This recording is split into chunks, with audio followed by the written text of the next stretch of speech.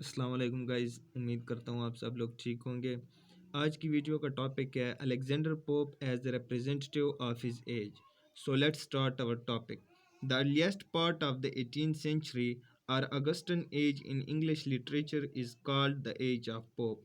जो earliest part है 18th century का या अगस्टन एज या इसको न्यू क्लासिकल एज भी कहते हैं और एज ऑफ पोप भी इसको कहा जाता है। ठीक है। Alexander Pope was the great representative of his time and his poetry served as model to others. Alexander Pope ने अपने सोसाइटी को बहुत अच्छी तरह रिप्रेजेंट किया है। ठीक है।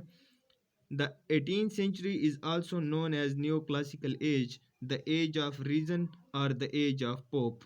Okay. Alexander Pope represents his society in his famous poem The Rape of the Lock that is mirror to the 18th century aristocratic society. Alexander Pope अपनी सोसाइटी को रेप ऑफ द लॉ के through represent करता है। Aristocratic society को rape of the lock के through represent करता है। ठीक है।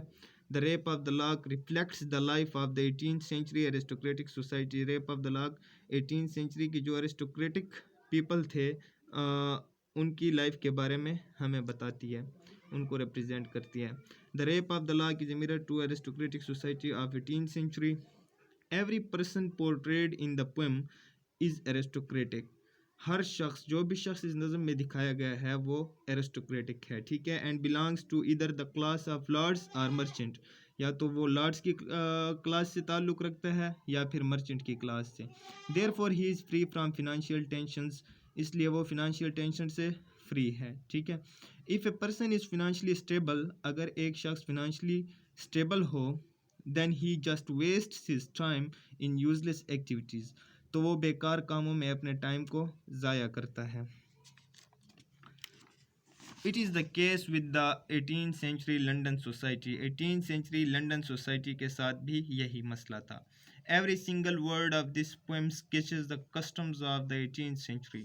हर word, the rape of the lock का हर वर्ड 18th सेंचुरी के कस्टम्स के बारे में हमें बताता है। मैनी क्रिटिक्स हैव रिगार्डेड, कई क्रिटिक्स कहते हैं, it was the time when people have an easy flow of money.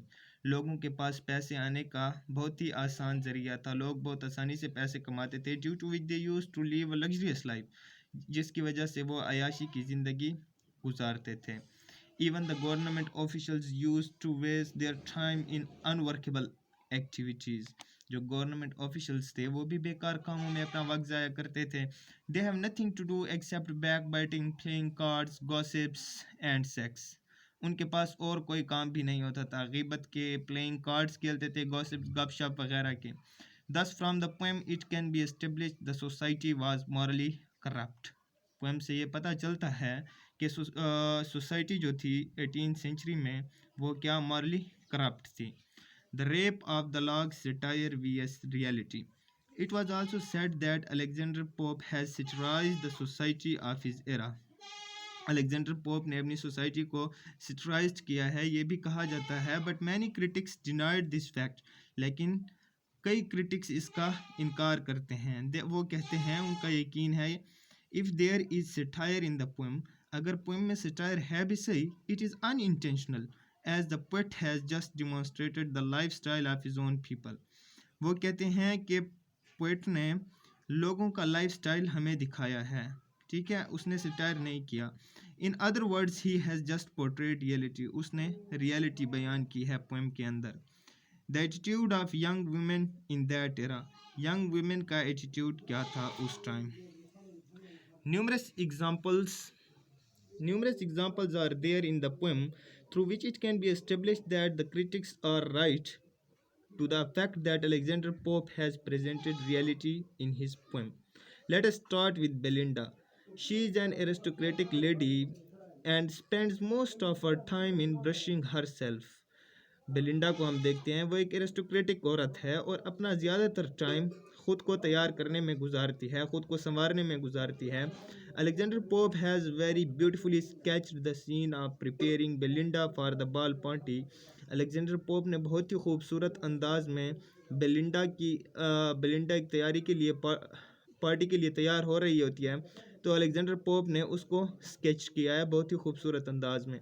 Her cosmetics have been brought from distant lands, दूर दराज से उसकी कॉस्मेटिक्स को लाया जाता है। Many hours go waste in preparing her for the party, कई घंटे ज़ाया हो जाते हैं। Moreover from the whole poem it seems that people focus mainly on the physical beauty of women, लोगों का जो फोकस था वो औरत की जिस्मानी खूबसूरती के ऊपर था। The most beautiful lady of Bash can win the hearts of many lords. She has been treated as a goddess by young men. Therefore, they have wasted half of their lives in brushing themselves. इसलिए वो क्या करती थी, उनका ज़्यादातर वक्त अपने आप को संवारने में गुजर जाता था।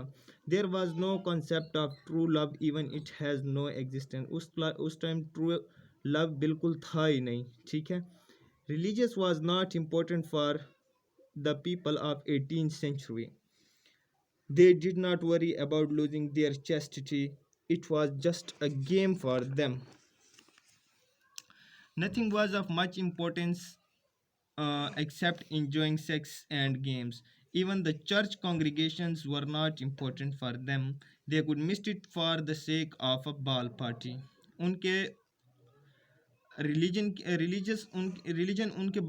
रिलीजन को वो इम्पोर्टेंस बिल्कुल देते ही नहीं थे, ठीक है। Attitude of Alexander Pope has mentioned the attitude of officials, government officials. They were not ready to take their duties serious. वो अपनी ड्यूटीज़ को सीरियस नहीं लेते थे. Instead of being loyal to their work, अपने काम के साथ लॉयल होने की बजाय दे मेड क्विक डिसीजन, वो जल्दी से फैसले करते थे, so that they could enjoy their meal, ताकि वो अपनी खुराक को इन्जॉय कर सकें. They wanted to attend every small and large gathering around them. हर छोटी और बड़ी गैदरिंग में वो जाना चाहते थे, अटेंड करना चाहते थे. Similar is the case with the other people of the society. बाकी लोग, इस सोसाइटी के बाकी लोगों के साथ भी सेम एक जैसा ही केस था, ठीक है. Merchants want to be rich by hook और क्रुक. मर्चेंट्स जो थे वो भी किसी भी तरीके से हराम या हलाल तरीके से अमीर होना चाहते थे. Therefore the poet has sketched a very detailed picture of that century in which the people had no morality at all. इस सेंचुरी में लोगों के अंदर मोरालिटी बिल्कुल थी ही नहीं. Lord Peter and Lady Belinda are the representative of that century. They are young and have only one purpose in life and that is to enjoy luxury. Lady Belinda और Lord Peter जो हैं वो represent करते हैं इस society को. वो जवान थे और दोनों का मकसद सिर्फ अयाशी की ज़िंदगी गुजारना था. Their attitude is enough to discuss what was happening in their times, ठीक है. Alexander Pope has put reality in front of readers. Conclusion. The crux of the above discussion is that Alexander Pope has portrayed a complete picture of the aristocratic society of the 18th century. Alexander Pope ने एक complete picture represent की है in the Rape of the Lock में, ठीक है. The Rape of the Lock is not just a mock epic, सिर्फ mock epic नहीं है, but it is a historical poem. ये एक historical poem है. It reveals the attitude of young generation of the 18th century. Pope has also demonstrated the attitude of judges and government officials toward their duties. Pope government officials और जजेस के बारे में भी हमें बताता है कि वो अपनी ड्यूटीज़ को सीरियस नहीं लेते थे, जल्दी से फैसले करते थे, ठीक है. The primary purpose of the poem may be something else, but its secondary purpose is to deal with the London life. Thus, Alexander Pope has represented his era by his famous poem The Rape of the Lock. ठीक है, बस Alexander Pope ने rape of the lock के through अपनी society को दिखाया है हमें, और उसने रियलिटी बयान की है सारी की सारी, ठीक है. उम्मीद है आप लोगों को वीडियो अच्छी लगी होगी. अगर किसी चीज़ की समझ नहीं आई आप लोग पूछ सकते हैं. वीडियो को लाइक करें, चैनल को सब्सक्राइब करें और दोस्तों के साथ शेयर करें. Thank you so much.